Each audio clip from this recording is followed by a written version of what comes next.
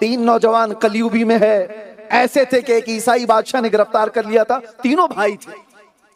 عیسائی بادشاہ نے کہا دین چھوڑ دو، تمہارا دین چھوڑ دو، میں تمہیں آزاد کر دوں گا یا اپنے پاس تمہیں وزارت دے دوں گا، سپاہی بنا لوں گا۔ انہوں نے کہا نہیں، اتنا ہلکا دین تو نہیں ہمارا، محمد عربی سے محبت کرتے ہیں۔ اس نے کہا انجام سوچ لو، میں تمہیں موت کے گھاٹ اتار دوں گا۔ نوجوانوں نے خوشی سے قبول کر لیا۔ جلاد کو بلایا اور ایک کڑھائی میں تیل گرم کیا گیا، تینوں بھائیوں میں سے ایک بڑے کو اٹھا کر کے تیل میں ڈال دیا گیا، کھولتے ہوئے تیل میں نوجوان شہید ہو گئے۔ 2 بھائی دیکھتے رہ گئے، اور اس کے بعد بادشاہ نے کہا ابھی تمہارے پاس موقع ہے، بتاؤ تمہارا کیا ہے؟ دونوں بھائیوں نے کیا کہا پتا ہے؟ ہمارے اس بڑے بھائی کو شہید کر کے تم نے اور بھی مشکل کر دیا ہے، اب تو ہو ہی نہیں سکتا، ہم غدار لوگ نہیں ہیں۔ دوسرے کو بھی اٹھایا اور تیل میں ڈال دیا، تیل میں 2 بھائی شہید ہو گئے۔ میرے عزیزو، یہ عام بات نہیں ہے، سننے میں آسان لگ رہا ہو، انگلی جا کر گرم تیل میں ڈال کے دیکھ لو۔ حضور کی محبت میں وہ 2 جوان جب تیل میں کھولتے ہوئے شہید ہو گئے، تیسرا جو تھا وہ صرف 22-25 سال کا تھا۔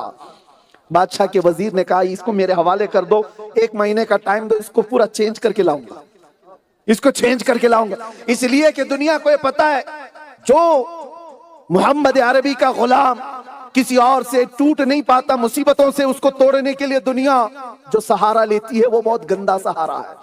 اس نوجوان کو وزیر نے اپنے حوالے لے لیا، بادشاہ سے کہا مجھے 1 مہینے کا ٹائم دو، اس کو بدل کے لاؤں گا۔ بادشاہ نے کہا ٹھیک ہے دے دیا، اگر نہیں بدل کے لایا تو تیری بھی خیریت نہیں۔ لے لیا۔ وزیر نے کیا کیا تھا پتا ہے؟ گھر لے جا کر کے اپنی جوان بیٹی کو اس کے پیچھے لگا دیا۔ اکثر نوجوانوں کو دنیا آج اسی طرح سے خریدتی ہے۔ یہ فیس بک، انسٹا، اس میں جو ہمارے نوجوان برباد ہوئے، فیک آئی ڈیز پر ہی اپنا دل دے بیٹھتے ہیں، پتہ ہی نہیں رہتا کون ہے سامنے۔ کیا اتنا ہلکا ایمان ہے تمہارا؟ ان حسیناؤں پر بکنے والا ایمان ہے؟ اس محمد عربی صلی اللہ علیہ وسلم کے اس غلام کو دیکھو، وزیر نے اپنی بیٹی اس کے پیچھے لگا دی، اور وہ کون سی بیٹی ہے؟ ایسی ویسی نہیں، اتنی خوبصورت کہ بادشاہوں کے بیٹوں کے نکاح کے پیغام اس کو آتے تھے، اور وزیر نے صرف ایک چال کے لیے اپنے بیٹی کو لگا دی۔ سنو، دن گزر گئے، 2 دن، 3 دن، 4 دن، 5 دن، ہوتا کیا تھا؟ رات کو وہ لڑکی اس کے کمرے میں آتی اور یہ نوجوان جیسی وہ لڑکی آتی مسلح پہ گر جاتا، اٹھاتا ہی نہیں سر، جب تک وہ جاتی نہیں بیٹھی بیٹھی اونگ مارتی رہتی تھی۔ مہینہ گزرنے کو آیا تو اس لڑکی نے کیا کہا پتا ہے؟ اس نے کہا اے ظالم نوجوان، پتھر دل نوجوان، ایک بار میرے حسن کو تو دیکھ لے، دنیا میرا حسن دیکھنے کے لیے لائن لگاتی، تو ایک بار دیکھ تو لے۔ اس نوجوان نے سر اٹھائے بغیر ایک جواب دیا تھا۔ توجہ، ہر نوجوان کا یہ جواب ہونا چاہیے۔ اس نوجوان نے کہا جا، تو اپنے مقصد میں کامیاب نہیں ہو سکتی، اس لیے کہ جن آنکھوں میں جمال مصطفیٰ بسا ہو اس کو دنیا کا حسن دھوکہ نہیں دے سکتا۔ جن آنکھوں میں جمال مصطفیٰ بسا ہو، میرے مصطفیٰ کا حسن ہو، وہ دنیا کے حسن کی طرف نہیں دیکھتا۔ وہ خاتون تھرا گئی، پہلی بار ایسا کوئی جواب ایک جوان لڑکے سے۔ کون سے جوان لڑکے میں نفس نہیں ہوتا؟ لڑکیوں کو دیکھ کر کون آمادہ نہیں ہوتا؟ لیکن اس لڑکی نے جب یہ جواب سنا تو وہ اس کی کیفیت بدل گئی، کہا اٹھ جا، مجھے بھی اس محمد عربی کے دین میں داخل کر لے۔ اب نوجوان اٹھا، کہا اس بات کے لیے تو میں تیار ہوں، کلمہ طیبہ پڑھایا، اور اس خاتون نے کہا سنو میں ختم کر رہا ہوں گفتگو۔ اس لڑکی نے کہا چلو میں تمہارے یہاں سے نکلنے کا بھی سامان کر دیتی، لیکن ایک شرط ہے کہ تم مجھے اپنے ساتھ لے جاؤ گے اور نکاح کر لو گے۔ اس نے کہا ٹھیک ہے چلو۔ اس وزیر کے گھر سے رات کے وقت یہ لوگ نکلے فرار ہو گئے، بہت دور گئے تھے شہر کے باہر، اچانک گھوڑوں کے دوڑنے کی آواز آئی، کوئی فوج ان کا پیچھا کر رہی تھی، ڈر گئے دونوں، لڑکا ہے اور لڑکی ہے، رات کا سفر ہے، ایک درخت کے پیچھے چھپ گئے، شاید بادشاہ کو خبر ہو گئی ہوگی، وزیر کو پتا چل گیا ہوگا، اور یہ ہمارے پیچھا کرتے ہوئے فوج آ گئی۔ یہ ایک درخت کے پیچھے چھپے تھے، وہ فوج جو گھوڑوں پر سوار تھی قریب آتے ہوئے اسی درخت کے پاس آ کر رک گئی، اور اس کے بعد اس نوجوان کا نام لے کر کے پکارنے لگ گئے۔ آنے والے لوگوں نے کہا باہر آ جاؤ۔ یہ نوجوان باہر آیا تو کیا دیکھتا ہے؟ بادشاہ کی فوج نہیں، اس کے دونوں شہید بھائی گھوڑے پر سوار ہیں۔ جن کو بادشاہ نے کھولتے ہوئے تیل میں ڈالا تھا، وہ دونوں گھوڑے پر سوار نظر آ رہے ہیں۔ اب چونک گیا دیکھ کر کے، پوچھا اپنے بھائیوں سے کہ آپ یہاں کیسے ہیں؟ دونوں نے کہا اے نوجوان میرے بھائی، کیا تجھے پتا نہیں قرآن میں اللہ نے کیا فرمایا؟ وَلَا تَقُولُوا لِمَنْ يُقْتَلُ فِي سَبِيلِ اللَّهِ أَمْوَاتٌ بَلْ أَحْيَاءٌ وَلَكِنْ لَا تَشْعُرُونَ۔ جو اللہ کی راہ میں مارے جائیں انہیں مردہ نہ کہو، وہ زندہ ہیں، تمہیں اس کا شعور نہیں۔ اور اللہ تعالیٰ نے ہمیں زندگی بخشی۔ پھر پوچھا نوجوان نے یہ کون ہے؟ وہ دونوں نوجوان بھائی کہتے ہیں گھبرا مت، تیرا نکاح ہونے والا ہے، یہ بدر و احد و حنین کے شہید صحابہ کی جماعت۔ محبت مصطفیٰ میں جو زخم کھاتا ہے وہ امر ہو ہی جاتا ہے۔ میرے عزیزو، اسی کو کہہ رہا ہوں میں آپ کو، ان نوجوان بھائیوں سے۔ آخری بات، اس نوجوان نے پوچھا اپنے چھوٹے بھائی، یاد آ گیا وہ منظر جب کھولتے ہوئے تیل میں ڈالا جا رہا تھا جلادوں کے ذریعے۔ اگر آپ اپنے بھائی، اپنی بہن یا اپنے گھر والوں کی مصیبت دیکھے ہوئے ہوں گے، زندگی بھر آپ کانپتے رہ جائیں گے۔ تمہارا بیٹا اگر کبھی زخمی ہوا ہوگا وہ منظر یاد رہ جائے گا۔ یہ نوجوان جو چھوٹا تھا اپنے دونوں بھائیوں کو دیکھا، رونے لگا کہ وہ کیسا منظر تھا جب کھولتے ہوئے تیل میں آپ کو بادشاہ ڈال رہا تھا۔ درد کتنا ہوا ہوگا، تکلیف کتنی ہوئی ہوگی، چمڑی پوری جل چکی تھی۔ دونوں نوجوان بھائیوں نے مسکرا کر کہا ہمارے ننھے بھائی کس درد کی بات کرتا ہے، کس تکلیف کی بات کرتا ہے؟ وہ جس وقت تیل میں ہمیں ڈال رہا تھا درد کا احساس نہیں ہو رہا تھا، اس لیے کہ سامنے چہرے مصطفیٰ تھا۔ جمال مصطفیٰ کو دیکھ رہا ہو تو دنیا کا درد کہاں لگتا ہے؟ اسی کو اقبال کیا کہتا ہے؟ دو عالم سے کرتی ہے بیگانہ دل کو، عجب چیز ہے لذت آشنائی۔ آؤ ہم بھی پکار کر کہتے ہیں یا رسول اللہ، انہیں جانا انہیں مانا، نہ رکھا غیر سے کام، للہ الحمد میں دنیا سے مسلمان گیا۔ آج لے ان کی پناہ، آج مدد مانگ ان سے، کل نہ مانیں گے قیامت میں اگر مان گیا۔ اور امام اہل سنت فاضل بریلوی جیسا اللہ تعالیٰ وہ عشق کا ایک قطرہ ہمیں عطا فرمائے، جو بریلی میں رہ کر کے یوں کہتا تھا جان دل ہوش و خرد سب تو مدینے پہنچے۔ کیا کیا چیزیں ہوتی ہیں انسان کے پاس؟ ایک جان ہے، دل ہے، ہوش ہے، خرد ہے۔ خرد عقل کو کہتے ہیں، یہی تو انسان کو زندہ رکھنے والی چیزیں۔ اور اعلیٰ حضرت کہتے ہیں یہ چاروں میرے پاس نہیں، جان بھی نہیں، دل بھی نہیں، ہوش بھی نہیں، خرد بھی نہیں، یہ سب کہاں ہیں؟ مدینے پہنچے ہوئے۔ ایک عاشق کی زبان کہہ رہا ہوں میرے عزیزو، جان و دل ہوش و خرد سب تو مدینے پہنچے۔ ارے تم نہیں چلتے رضا سارا تو سامان گیا، تم نہیں چلتے رضا سارا تو سامان گیا۔ اور آپ سب افریقہ میں رہنے والے تمام غیور سنی نوجوانوں کو ایک میسج دوں گا، محبت صرف زبانی نہ ہو، محبت صرف نعروں سے نہ ہو، محبت صرف اور چیخنے اور پکارنے سے نہ ہو۔ محبت کا تقاضا یہ ہے محبوب کا ہر عمل تمہیں پیارا لگنے لگے، محبوب کی ہر ادا تمہیں بھانے لگ جائے۔ اسی لیے میرے مرشد گرامی حضور تاج الشریعہ فرماتے ہیں جو دنیا دوڑ لگا رہی ہے، یہ چاہیے وہ چاہیے، یہ منصب وہ طاقت وہ سیاست یہ پوسٹ، اتنا مال اتنا مال، تاج الشریعہ فرماتے ہیں بلحوث سن، سیم و زر کی بندگی اچھی نہیں۔ سیم و زر کس کو کہتے ہیں؟ چاندی اور سونے کو۔ اور بلحوث کس کو کہتے ہیں؟ جو خواہشات کے پیچھے بھاگ رہا ہے، خواہشات کے پیچھے بھاگنے والے۔ تاج الشریعہ فرماتے ہیں بلحوث سن، سیم و زر کی بندگی اچھی نہیں، ان کے در کی بھیک اچھی، سروری اچھی نہیں۔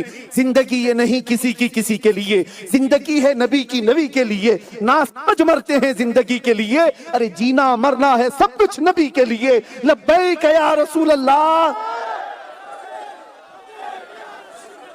سیدنا حاتم اصم رضی اللہ تعالیٰ عنہ سے پوچھا گیا آپ جب نماز پڑھتے ہیں تو آپ کے جسم پر رکت طاری ہوتی ہے، آنکھیں بہنے لگتی ہیں، کیسے آپ نماز پڑھتے ہیں؟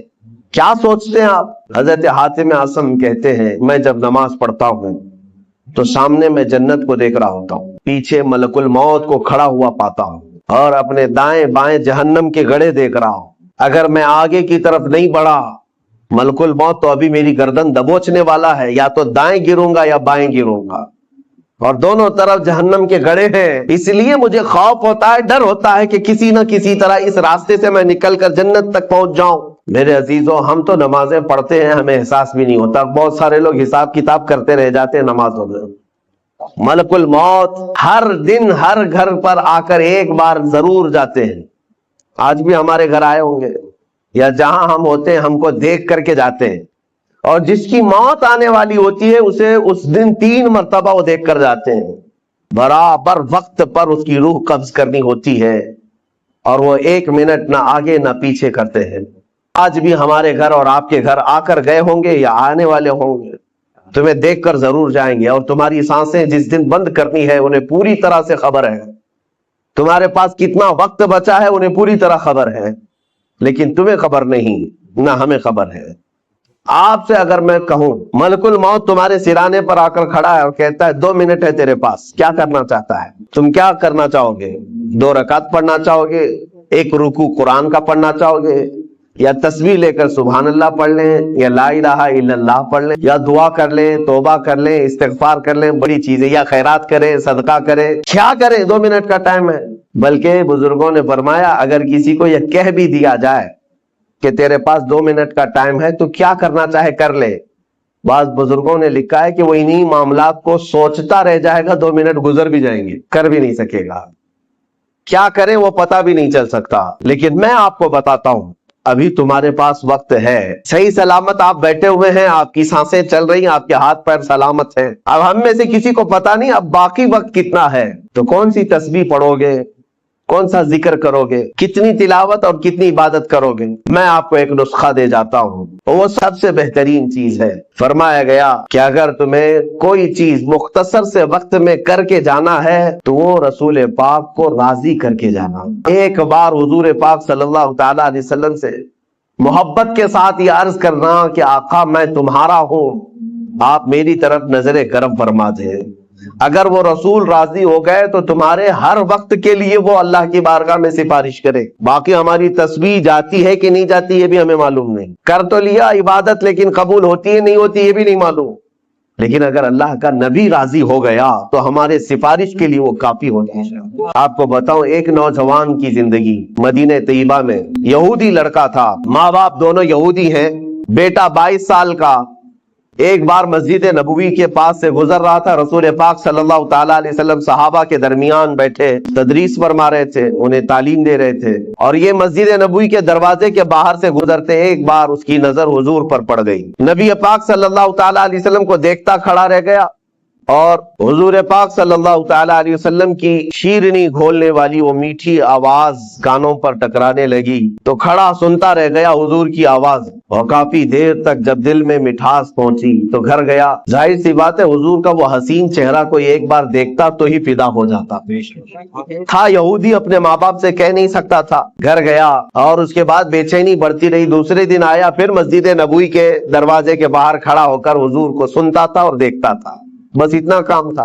چند دنوں کے بعد کسی نے دیکھ کر کے اس کے ماں باپ کو خبر کر دی کہ تمہارا بیٹا تو محمد کے پاس جاتا ہے صلی اللہ علیہ وسلم، تمہارا بیٹا، تم تو یہودی ہو لیکن تمہارا بیٹا محمد صلی اللہ تعالیٰ علیہ وسلم کو دیکھنے جاتا ہے، ان کی تقریر سننے جاتا ہے۔ تو باپ کو بڑا غصہ آیا اور اس نے پوچھا کیا تو محمد کے پاس جاتا ہے، مسجد نبوی کے پاس جاتا ہے؟ بیٹے نے کہا ہاں ان کی باتیں مجھے اچھی لگتی، ان کا چہرہ مجھے بڑا اچھا لگتا، لیکن باپ نے سختی کیا کہ آئندہ اگر تو جائے گا تو میں تیرے ساتھ سخت سزا کا معاملہ کروں گا، لیکن یہ محبت ہوتی ایسی ہے، اور وہ بھی میرے مصطفیٰ سے ہوتی۔ اس زمانے کے ہم نے واقعات دیکھے ہیں، ساری دنیا کو صحابہ نے چھوڑ دیا مگر چہرے رسول کو کبھی نہیں چھوڑا۔ نوجوان کے ساتھ بھی یہی ہوا، 2 دن گھر میں رہا، تیسرے دن پھر نکل کر کے آیا، مسجد نبوی کے باہر کھڑا حضور کو دیکھتا رہا۔ باپ آیا ڈھونڈتے ہوئے، دیکھا جب حضور کو یہ چھپ کر کے دیکھ رہا ہے، وہیں سے پکڑ کر لے گیا اور اپنے گھر پر لے جا کر زنجیریں باندھ کر قید کر دیا، قید کر کے رکھا، مارا توڑا اور کہا کہ آج کے بعد سے گھر سے باہر نہیں جا سکتا۔ اب گھر کے اندر قید تھا، چند دنوں کے بعد بیمار ہو گیا۔ ظاہر سی بات ہے کسی محبوب کو اس کے محب سے یا کسی محب کو اس کے محبوب سے جدا کر دیا جائے، یہ بیماری بہت بڑی ہو جاتی ہے۔ وہ تڑپتا رہ گیا اور بیمار ہو گیا، کمزوری آ گئی، باپ نے زنجیریں کھول دی، لیکن گھر سے باہر نکلنے نہیں دیا جاتا تھا، گھر کے اندر ہی قید رہتا۔ پھر یہ بیماری اتنی بڑی جس کو فاضل بریلوی نے کیا کہا ہے، جان ہے عشق مصطفیٰ، روز فزوں کرے خدا، جس کو ہو درد کا مزہ نازے دوا اٹھائے گی. آئیے ایک درد ایسا ہے محبت کا کہ اس میں روز درد اور بڑھتا رہے, اس محب کو اور مزہ بھی آتا رہے. ایک دن ایسا آیا کہ اس کی بیماری اتنی بڑھ گئی کہ وہ بستر سے اٹھ بھی نہیں سکتا تھا, چل پھر نہیں سکتا تھا. حکیموں سے علاج کرایا گیا, طبیبوں سے علاج کرایا گیا, علاج کرتے مہینے گزر گئے, لیکن اس کی بیماری بڑھتی گئی. ایک دن حکیم نے آ کر یہ کہہ دیا اس کے باپ سے کہ اب تمہارا بیٹا زندہ نہیں رہ سکتا, ایک دن کا مہمان ہے, یہ جو کھانا کھائے, جو چاہے کھلا دو پلا دو اور جو خواہش ہے پوری کر دو, یہ ایک دن سے زیادہ اب زندہ نہیں رہ سکتا. لڑکا ہے 22 سال کا, موت کے کنویں میں جا رہا ہے. ماں باپ کے دل پر کیا بیتتی ہوگی, رونا دھونا بھی تھا, لیکن بچے کی, بیٹے کی محبت غالب آ گئی. بیٹے سے پوچھا, بیٹا ہم نے تیرے ساتھ اگر ناانصافی کی ہے تو معاف کر دے, اگر تیری کوئی آخری خواہش ہے, کچھ کھانا پینا چاہتا ہے تو ہمیں بتا دے, ہم تیرے لیے حاضر کر دیں گے. اس نوجوان نے بستر پر لیٹے ہی اپنے باپ سے کہا, میری ایک ہی خواہش رہ گئی ہے کہ ایک بار پھر سے محمد کا چہرہ دیکھیں صلی اللہ علیہ وسلم. باپ پگھل گیا. ماں نے بھی کہا لڑکے کی کہ جاؤ, اگر وہ دیکھنا چاہتا ہے تو جا کر ان سے کہہ دو محمد صلی اللہ علیہ وسلم سے کہ وہ ہمارے بیٹے کو ایک بار ملاقات کر لیں. تھے تو یہودی, کٹر یہودی, حضور کو بالکل برداشت نہیں کرتے, وہ دشمنی میں تلے رہتے. لیکن آیا وہ یہودی اور محمد صلی اللہ علیہ وسلم کی بارگاہ میں, جب حضور صحابہ کے ساتھ بیٹھے ہوئے تھے, یہ فجر کے بعد کا وقت تھا, آیا, آ کر کے وہ روتے ہوئے کہنے لگا, میرا ایک بیٹا آپ کی محبت میں دنیا سے جا رہا ہے. ایسا مریض ہو گیا کہ اس کا اب موت کا وقت قریب آ گیا, وہ ایک بار آپ کو دیکھنا چاہتا ہے. رسول پاک صلی اللہ تعالی علیہ وسلم اسی وقت اپنی مجلس سے اٹھے, اپنے صحابہ سے کہا, چلو میرا ایک دیوانہ دنیا سے رخصت ہو رہا ہے. نکل کر کے میرے آقا اس یہودی کے گھر آئے. بستر پر لیٹا ہوا وہ بیمار 22 سال کا نوجوان, جس کے جانے کا وقت قریب تھا, سانسیں اکھڑ رہی تھیں. حضور سیدھے اس کے سرانے کے پاس جا کر بیٹھتے ہیں اور اس کا سر گردن کی طرف ہاتھ دے کر کے اٹھاتے ہیں تو پورے جسم میں اس کے گرمی دوڑ جاتی ہے. میرے آقا صلی اللہ تعالی علیہ وسلم کا لمس پایا ہاتھ کا, جسم کے اندر طاقت محسوس ہوئی اور چہرہ کھل گیا. دیکھا, آنکھیں بھر کر کے حضور کے چہرے کو مسکرانے لگا اور کہا کہ میری زندگی وصول ہو گئی, میری زندگی وصول ہو گئی. یہ کہتا رہا. میرے آقا نے حضور پاک صلی اللہ تعالی علیہ وسلم کی اتنی بات پر وہ زور سے کلمہ پڑھا اور حضور کی گود میں سر رکھ کر کے اس کی روح پرواز کر گئی, انتقال کر گیا. عزیزان گرامی, لیکن مقام کیا پایا جانتے ہیں؟ صحابیت کا مقام. صحابی کہتے کسے ہیں؟ غوث اعظم عبد القادر جیلانی رضی اللہ تعالیٰ عنہ سے پوچھا گیا, صحابی اور غوث کے مقام میں کیا فرق ہے؟ آپ فرماتے ہیں, غوث اور صحابی کی بات کرتے ہو, صحابی رسول جن گھوڑوں پر بیٹھ کر جہاد میں جایا کرتے, ان گھوڑوں کے ٹاپ کے نیچے سے جو دھول اڑتی تھی, غوث وہاں بھی نہیں پہنچ سکتا, وہاں تک بھی نہیں پہنچ سکتا. اب اندازہ کرو, جو چند لمحوں میں میرے آقا کا دیدار کیا اور غوث سے بھی بڑا مقام پا گیا. کس وجہ سے؟ اسی لیے میں نے اس واقعے کو اس لیے عرض کیا کہ اگر کسی کے پاس زندگی میں تھوڑا سا وقت باقی ہے, تھوڑا سا وقت باقی ہے, اور اگر اسے کچھ کرنا چاہیے تو صرف اتنا ہے, آج لے ان کی پناہ, آج مدد مانگ ان سے, آج لے ان کی پناہ, آج مدد مانگ ان سے. کل نہ مانیں گے, قیامت میں اگر مان گیا. اعلیٰ حضرت نے فرمایا پھر قیامت میں تو ہر کوئی حضور کو ماننے لگ جائے گا. جو مقام و مرتبہ وہاں پر دیکھے گا, ہر کوئی کہے گا یہ میرے آقا ہیں. لیکن کمال یہ ہے اے مومن, آج تو ان کے قدموں میں آ جا, آج تو ان کا ہو جا. ہمارے پاس مختصر سی زندگی بچی ہے میرے عزیزوں. دنیا کو ہم الوداع کہنے والے, نہ جانے کتنے جنازے ہم نے اٹھائے اور کتنی قبروں میں ہم نے لوگوں کو دفن کیا, ہم نے اپنی آنکھوں سے دیکھا اور کتنے لوگوں کو مٹی بھی دیا. کیا یہ حقیقت نہیں ہے؟ کیا یہ حقیقت نہیں؟ قرآن یہ کہتا ہے الہاکم التکاثر حتی زرتم المقابر. اللہ تعالیٰ فرماتا ہے یہ دنیا کی ہر چیز کی کثرت نے تمہیں غافل کر رکھا ہے. مال کی کثرت, کھانے کی کثرت, پہننے کی کثرت, اولاد کی کثرت, مرتبوں کی کثرت, خواہشات کی کثرت, یہ زیادتی نے تمہیں غافل کر رکھا ہے. اور اس غفلت سے اگر آزاد ہونا ہے, رب تعالیٰ فرماتا ہے جاؤ قبروں کو دیکھاؤ, حتی زرتم المقابر, یہاں تک کہ تم قبروں کو دیکھاؤ. کیوں قبروں کو دیکھنے کا حکم دیا گیا؟ جا کر دیکھنا وقت کے بڑے پیسے والے وہاں پر لیٹے ہوئے ہیں, وقت کے بڑے لیڈر جو تھے وہ بھی لیٹے ہوئے ہیں, جن کی پہلوانی کے چرچے ہوا کرتے تھے وہ بھی زیر زمین دفن ہے، اور زیادہ دن تک نہ جسم سلامت ہے نہ چہرہ سلامت ہے۔ قبروں میں جانے کے بعد اکثر تو کیڑے مکوڑوں کی غذا بنا دیے جاتے ہیں۔ میرے عزیزو، ہمارے ساتھ بھی اس دنیا سے جانے کے بعد ایک نئی زندگی کا سامنا کرنا ہے۔ کبھی تم سوچتے ہو آج 10x10 کے روم میں ہمیں نیند نہیں آتی، ایک چوڑے اور لمبے پلنگ پر ہاتھ کسی سے ٹکرائے تو ہماری نیند میں خلل ہوتا ہے، لیکن جس دن ہمارے عزیز ہمیں کفن میں باندھ کر چھوٹی سی قبر میں سلا کر کے آتے ہیں، کروٹ لینے کی بھی جگہ نہیں ہوتی، نہ ہمیں تکیہ دیا جاتا ہے، نہ چادر دی جاتی ہے، نہ چٹائی بچھائی جاتی، کچھ نہیں، اور ننگی زمین پر لٹا کر کے ہمیں، اور وہ بھی مٹی کا ڈھیر ڈال کر کے آ جاتے ہیں۔ کبھی احساس کیا اب کتنے دن کے لیے تمہارے گھر والے سلا کر کے آ رہے ہیں یہ بھی تمہیں پتا ہے؟ میاں 1 دن کے لیے، 2 دن کے لیے، 3 دن کے لیے، ہم میں سے کسی کو پتا نہیں جب ہمیں دفن کر کے آتے ہیں اگلے 500 سال سونا ہے کہ 600 سال سونا، لیکن سونا اسی میں ہے۔ اور حالات کیا ہوں گے، حالات کیا ہوں گے پتا ہے؟ انہوں نے فرمایا جب تمہارے اہل خانہ تمہیں دفن کر کے جاتے ہیں تو 3 دن نہیں گزرتے کہ تمہاری ناک سے اور کان سے اندر کی چیزیں باہر آنا شروع ہوتی ہیں، ہمارے پیٹ کا گودا باہر آنا شروع ہو جاتا ہے، اور 8 دن نہیں گزرتے کہ پیٹ پھٹ جاتا ہے، انتڑیاں باہر نکل آتی ہیں، تعفن ہو جاتا ہے قبر کے اندر، اور اچانک مٹی سے کیڑے پیدا کر دیے جاتے ہیں جو جسم کے ان اعضاء کو کھانے لگ جاتے ہیں۔ 40 دن گزرنے کے وقت اس کے جسم کا گوشت تک کھینچ لیا جاتا ہے۔ میرے عزیزو، یہ ہماری حقیقت ہے، یہ ہماری حقیقت ہے۔ میں کبھی کہتا ہوں نوجوانوں سے جو جیم میں جا کر اپنی باڈی بنانے میں گھنٹوں صرف کرتے ہیں، اپنی باڈی بنانے میں، اپنا چہرہ بنانے میں، تمہیں پتا ہے مولا کائنات علی مرتضی رضی اللہ تعالیٰ عنہ ایک دن قبرستان گئے اور قبر والوں کو سلام کیا، السلام علیکم یا اہل القبور، اور پھر پوچھا ہے قبر والے تمہارا کیا حال ہے؟ آپ کے ساتھ ایک تابعی حضرت سعید ابن مسیب تھے، وہ کہتے ہیں میں حضرت علی سے پوچھ رہا تھا کیا یہ قبروں والے آپ کو جواب دے رہے ہیں؟ حضرت علی کہتے ہیں ہاں وہ قبر والے جواب دے رہے ہیں، میں سن بھی رہا ہوں۔ یہ سب کے بس کی بات تو ہے نہیں۔ اس کے تھوڑی دیر کے بعد حضرت علی رونے لگ گئے، آنکھیں بھیگ گئیں۔ ان کے ساتھ موجود تابعی نے پوچھا کہ کیا جواب دیا قبروں والوں نے؟ مولا کائنات حیدر کرار شیر خدا رضی اللہ تعالیٰ عنہ فرماتے ہیں میں نے ان سے پوچھا تو قبروں والے کہتے ہیں اے علی ہمارا کیا حال پوچھتے ہو؟ جس چہرے کو ہم گھنٹوں سجایا کرتے تھے اس چہرے پر اللہ نے بچھو چھوڑ دیے اور وہ ہمیں ڈنک پہ ڈنک مارتے ہیں۔ جن بالوں کو ہم باہر سجایا کرتے تھے ان میں خون اور پیپ بھر دیا گیا ہے۔ ہمارے جسم کے اوپر سے چمڑیاں دی گئی ہیں اور گوشت کی سڑن پیدا کر دی گئی ہے، اور وہ قبروں والوں کے حالات حضرت علی سنتے رونے لگ گئے۔ وقت کے صحابی داماد رسول قبر کے ذکر سے رو پڑتے تھے۔ میرے عزیزو، آج ہماری کیا حالت ہے؟ ہماری آنکھیں تک نہیں بھیگتی، ہمارا دل تک موم نہیں ہوتا۔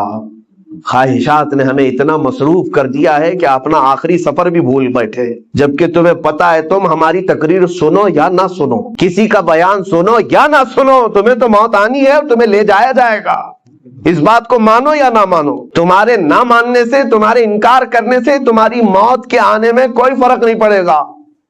موت تو آنا ہے، تم 1000 اختلاف کرو مجھ سے، 1000 مجھے گالیاں دے لو، لیکن موت تو آنی ہے میرے عزیز، موت تو آنی ہے۔ ہم نے بھاری بھرکم جسم بھی اٹھائے ہیں، بڑے پیسے والوں کو بھی اٹھایا ہے، لیکن دیکھ کر کے اس بات کا احساس ہوتا ہے کہ پورے کفن میں ایک جیب بھی نہیں رکھی جاتی، اور نہ ہی ہم اپنے عزیز مردے کو دفن کرتے ہیں تو 5 روپے 10 روپے 100 روپے 1000 روپے کی نوٹ تک نہیں رکھتے، اور رکھنا بھی نہیں چاہیے۔ لیکن مومنوں کا یہ عقیدہ ہے کہ ہم ایک سکہ بھی قبر میں اپنے باپ کو نہیں دیتے۔ کیوں؟ سب کو پتا ہے کہ یہاں یہ سکہ نہیں چلنے والا، یہ دوسری دنیا ہے، یہاں انصاف دوسرا ہوگا، یہاں ملائکہ آئیں گے اور وہ نہ رشوت لینے والے ہیں اور نہ سفارش تمہاری لینے والے ہیں۔ یفعلون ما یؤمرون، وہ اتنا ہی کریں گے جتنا ان کو حکم دیا جائے گا۔ اے میرے عزیزو، وقت بہت کم رہ گیا ہے، وقت بہت کم رہ گیا ہے، اور اب تک ہمارے پاس ایسی کوئی چیز نہیں جس کو لے کر کے ہم قبر میں جائیں۔ مجھے ایک واقعہ بات جھنجھوڑتا ہے۔ ممبئی کی سرزمین پر ہمارے ایک حاجی صاحب، بڑے پیسے والے، پرہیزگار آدمی بھی ہیں، لیکن اپنے بیٹے کو انہوں نے بچپن سے، اکلوتا بیٹا تھا، کانوینٹ میں پڑھایا، انگلش میں پڑھایا اور بہت ٹاپ کی کالج یونیورسٹی میں پڑھایا، یہاں تک کہ اسے لندن بھی پڑھنے کے لیے بھیجا تھا۔ 24 साल का या 25 साल का लड़का था, अचानक बोन कैंसर हो गया। बोन कैंसर ऐसा हुआ कि पता ही नहीं चला। 6 महीने के बाद पता चला कि ये 3rd स्टेज पर है, कुछ कर ही नहीं सकते थे। पहले तो लंदन में इलाज हुआ, उसके बाद फिर वहां से मायूस मुंबई लौटा है। जब घर आए तो 25 साल का जवान बिस्तर पर है, गल गया है और बाप की हालत देखने के काबिल नहीं। रोता था, नमाजों में आकर दुआ की चिट्ठी हर बार। फिर वक्त ऐसा आया, मुझे वो बात याद आती, काफी साल हो गए। उस नौजवान लड़के ने अपने बाप को एक दिन बुलाया, कहा अब्बा जान मेरी स्कूल की सर्टिफिकेट, शील्ड, मार्कशीट या जो मुझे इनामात मिले थे वो कहाँ हैं? कहा बाप ने, बेटा सब संभाल रखा हूँ, अलमारी में सब है। कहा मैं देखना चाहता हूँ। उसकी 7वीं की, 10वीं की, 12वीं की और जो उसने मुसाबके, जो कंपटीशन में शील्ड लिए थे वो सब रखी हुई थी। बाप ला करके देता है, ये तेरी 10वीं की है, ये 12वीं की है, ये कॉलेज की है, ये तू लंदन में जो पढ़ा उसकी है, फला कोर्स की है।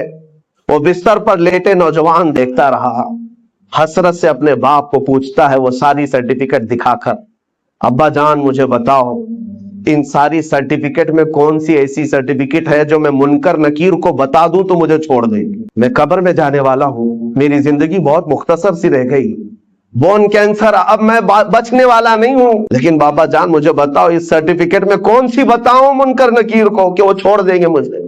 कहता है मेरे पैरों तले जमीन खसक गई, मैंने आज तक ये सोचा भी नहीं था। मैंने अपने बच्चे को कुरान और हदीस की तालीम तो नहीं दी थी, मुख्तसर कुरान तो पढ़ाया था, लेकिन कोई सूरे भी उसे याद नहीं थी, इसलिए कि स्कूल, कॉलेज, ट्यूशन और लंदन इसी में रह गया, पैसे खर्चा करते। और आज दुनिया से मेरा बेटा 24 साल की उम्र में जा रहा है, उसे कोई सूरे याद नहीं है। और उस लड़के ने वो मैसेज दिया था, बाबा जान ये मैसेज पहुंचा देना मौलाना साहब को कि अल्लाह ने अगर किसी को बेटा दिया है तो सिर्फ दुनिया में ऐसा उसे घोड़ा ना बनाए, ऐसा घोड़ा ना बनाए रेसिंग का घोड़ा कि सिर्फ दौड़ता रह गया, उसे खबर ही नहीं है उसकी आखिरत का क्या होना है। कम से कम हर बाप इतना तो अपने बेटे को दे दे कि वो कब्र में मेरे मुस्तफा को मुंह दिखाने के काबिल तो हो जाए। नबी पाक सल्लल्लाहु ताला अलैहि वसल्लम कब्र में तशरीफ लाए और पूछे कि मेरे लिए क्या लाया है, तो तुम्हारा चेहरा खिल तो जाए कि या रसूल अल्लाह मैं आपका हूं, आपके लिए दुनिया छोड़ आया हूं। लेकिन हमारी इतनी हैसियत नहीं कि जा करके कह दें। आज तो हालात ऐसे हैं कि कल मैं पूछता हूं, क़यामत के दिन हमसे सवाल होगा, आपसे सवाल होगा। ऐ नौजवानों, अल्लाह तबारक व तआला अगर जवानी के बारे में तुमसे ये सवाल करे कि तेरी 25 साल जिंदगी थी, जब तू 20 से 25 साल का था, 25 से 30 साल का था, तेरे पास ताकत थी, कुव्वत थी, तू जवान था, उस वक्त तू क्या कर रहा था? रब तबारक व तआला के यहाँ हर दिन का सवाल होने वाला है, इतनी बात याद रखो। हदीस में है, मेरे आका सल्लल्लाहु अलैहि वसल्लम फरमाते हैं उस वक्त तक मैदान महशर से कोई हट नहीं सकता जब तक अपनी जवानी का हिसाब पूरा नहीं देगा, देना होगा। तुमसे अगर ये पूछा जाए, रब ताला अगर ये पूछ ले, जब मेरे नबी की शान में गंदी गालियां दी जा रही थी, ऐ जवान तू क्या कर रहा था? क्या तुम यही जवाब दोगे कि रात भर में गेम खेल रहा था? ऐ अल्लाह, तेरे नबी को जब गालियां दी जा रही थी, तौहीन की जा रही थी, तो मैं तो क्रिकेट खेल रहा था, फुटबॉल खेल रहा था, जिम पे जा रहा था, दावतें उड़ा रहा था, बर्थडे मना रहा था, यही जवाब दोगे? हमारे पास है क्या चीज? है मेरे अजीजों, मेरे नबी की उम्मत हो आप, होना तो ये चाहिए कि हुजूर की शान में तौहीन सुन करके हर खाना फीका लगने लग जाए, नींद और चैन और सुकून गारत हो जाए कि जब हमारे मुस्तफा करीम की इज्जत सलामत नहीं है तो फिर मेरी इज्जत की क्या बात की जाए। बहरहाल आज एहसास में दिलाने आपके सामने खड़ा हूं, अब फैसला आपके हाथ में है। एक चीज मैं बता करके रुखसत हो जाता हूं, जनाजा उठेगा अपना, हमारे घर से निकलेगा, किस मैदान से निकलेगा पता नहीं हमें, लेकिन इतनी बात मालूम है कि कब्रिस्तान जाने से पहले जनाजा ये सबके साथ होगा। अभी कब्रिस्तान पहुंचा नहीं होता कि पूरी कब्र के मुर्दे खड़े हो जाते हैं। अगर कोई गलत आदमी का जनाजा आ रहा है, गुनहगार का आ रहा है, तो वो खड़े हो जाते हैं और कहते हैं ऐ रब्बे जुल जलाल, उसे हमारा पड़ोसी ना बना, उसे इस कब्रिस्तान में दाखिल होने ना दे, इसलिए कि आज वो आएगा, दफन होगा, उस पर तेरा अजाब होगा, जिसकी वजह से हम सबका चैन उड़ जाएगा। मुर्दे खड़े होकर के पनाह मांगते हैं अल्लाह की बारगाह में, क्या ऐसा मनहूस शख्स इस कब्रिस्तान में ना आने पाए। लेकिन एक मौत ऐसी भी है कि मेरे मुस्तफा को राजी करके दुनिया से गया, ख्वाहिशात को ठोकर मार करके गया, अपनी नमाजें, सजदे और जिक्र अज़कार लेकर के गया, तब भी कब्रिस्तान के मुर्दे खड़े होते हैं और अर्ज करते मौला जो जनाजा आ रहा है उसे हमारी कब्र के बगल में दफन होने की इजाजत, इसलिए कि आज से तू उस पर अपनी रहमत के दरवाजे खोलेगा उन बारिशों की छींटें हमारी कब्रों पर भी पड़ेंगी। फैसला तुम्हारे हाथ में है, किस जनाजे में लेटकर जाना चाहते हो। फैसला तुम्हारे हाथ में है कि लोग तुम्हारा इस्तेकबाल करें या तुमसे पनाह मांगे। और इतनी बात नहीं, इस मस्जिद में आज नमाज पढ़ने आए हो, सजदा करके जाओगे। पता है आपको, ये भी रिवायत में मिलता है कि जिस दिन तुम्हारा इंतकाल होगा, मस्जिद का वो टुकड़ा तुम्हारी जुदाई में रोने लग जाएगा। जहां तुम सजदा करते थे, अल्लाह की बारगाह में रोता है कि मौला, क्या वो बंदा चला गया जिसके सजदों से मुझे सुकून था। आसमान का वो दरवाजा जिससे तुम्हारा रिज्क उतरता था, वो दरवाजा तुम्हारी जुदाई के गम में रोता है कि मौला वो बंदा चला गया जो तेरा जिक्र करता था। लेकिन एक बात ये भी याद रखो, जिन्होंने गुनाहों से इस जमीन को लाल कर दिया है, अपनी नाफरमानी से धब्बे बिठा दिए हैं जमीन पर, कभी नशा के जरिए से, कभी जिना के जरिए से, कभी चोरी के जरिए से, अपनी ख्वाहिशात से इस जमीन को रंगीला कर दिया। जिस दिन उसकी मौत होने वाली है, जमीन के वो सारे हिस्से अल्लाह की बारगाह में कहते, मौला तेरा शुक्र है, इस बोझ को तूने हमसे दूर कर दिया, इस बोझ को तूने हमसे हटा लिया, तेरा शुक्र है। यहां तक कि जमीन फिर पुकार कर कहती है, मौला उसे तू मेरे सीने में दे दे, मैं उसके सारे गुरूर को ऐसा तोड़ूंगी कि एक रात में उसे याद आ जाए। कब्र जब दबाती है, मेरे आका फरमाते हैं, इन्ना ज़ग़तल क़ब्रि हक़्क़ुन, हुज़ूर फरमाते हैं कब्र का झटका देना हक है, किसी से नहीं छोड़ेगी और तुम्हें बताएगी कि तुम जिस तरह से अकड़ कर चलते थे, तुम्हारी असल हकीकत क्या है। ऐ मेरे अजीजों, आखिरत को याद करो, अपने आखिरी सफर को याद करो, और इसी में तुम इस्लाह भी पाओगे। बड़ी तकरीरें सुन लेना, हो सकता है असर ना हो। मेरे आका ने फरमाया, दो चीजें मैं तुम्हारे दरमियान नसीहत करने वाली छोड़ जा रहा हूं, अगर ये दो चीजों से नहीं सुधर सके तो फिर तीसरी कोई चीज सुधार भी नहीं पाएगी। वो दो चीजें क्या है? मेरे आका फरमाते हैं, कुरान तुम्हारे दरमियान नसीहत करता रहेगा, और एक मौत तुम्हें समझाती रहेगी, तुम्हारे अजीजों की मौत, तुम्हारे रिश्तेदारों की मौत, तुम्हारे दोस्तों की मौत, तुम्हारे माँ बाप भाई बहनों की मौत तुम्हें बात समझाती रहेगी।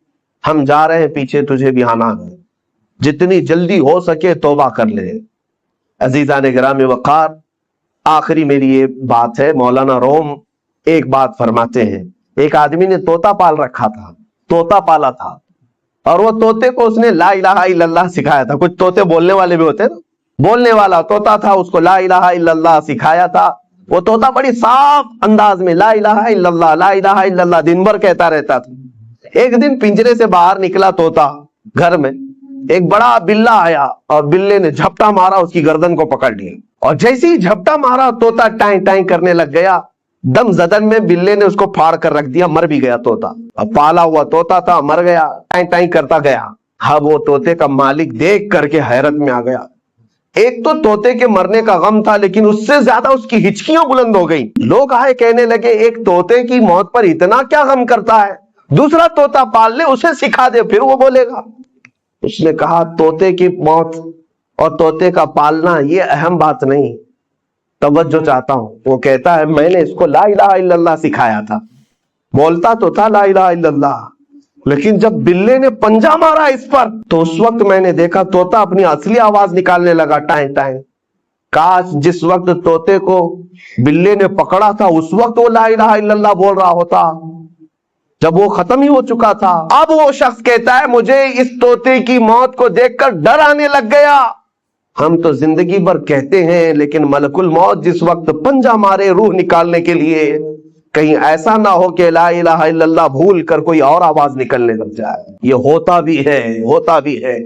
कई लोगों की जुबान से कुफरिया जुमले निकल जाते हैं, कई लोगों से गंदी गालियां निकल जाती है मौत के वक्त, फरिश्ते को देखते ही।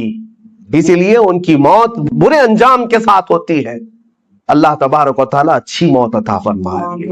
मन कान आखिर कलामुहु ला इलाहा इल्लल्लाह दखलल जन्नह, मेरे आका ने फरमाया, जिसका आखिरी कलमा ला इलाहा इल्लल्लाह हुआ, अल्लाह ताला उसे जन्नत में दाखिल फरमाएगा। जिंदगी वसूल हो जाएगी। मेरे अजीजों, सिर्फ मैं नौजवानों से इतना कहूंगा, बकिया जो तुम्हारे पास टाइम है, लिमिटेड पीरियड है, आओ मेरे नबी को राजी करने पर चलते हैं। आओ मेरे आका को पुकार कर कहते हैं, या रसूल अल्लाह, मैंने दुनिया के पीछे बहुत दौड़ा लिया, दुनिया के इक्तिदा करने मैंने सब कुछ बदल लिया।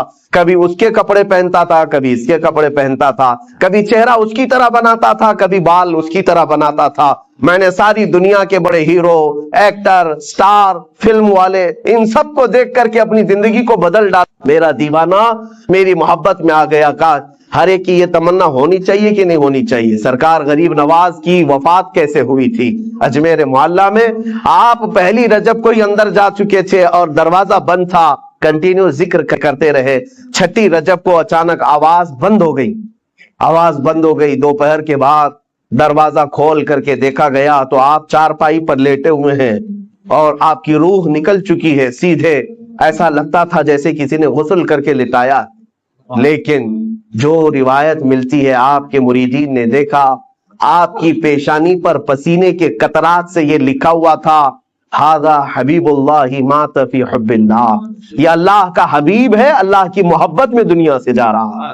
ہمارے ساتھ بھی اتنا ہونا چاہیے کہ موت کے وقت ایک آواز آتی ہے، سورہ فجر کی آخری آیتیں، یا ایتھا النفس المطمئنہ ارجعی الی ربک راضیۃ مرضیہ فادخلی فی عبادی وادخلی جنتی۔ یہ آیتیں جو اللہ نے فرمایا یہ حقیقت میں موت سے پہلے ہر انسان کو آتی ہیں، دو طرح کی، اگر نیک ہوگا تو یہ سنے گا، برا ہوگا تو کچھ اور سنے گا۔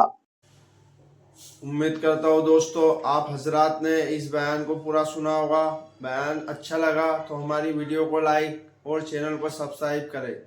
پھر ایسے ہی نیکسٹ ویڈیو میں ملتے ہیں، تب تک کے لیے اللہ حافظ۔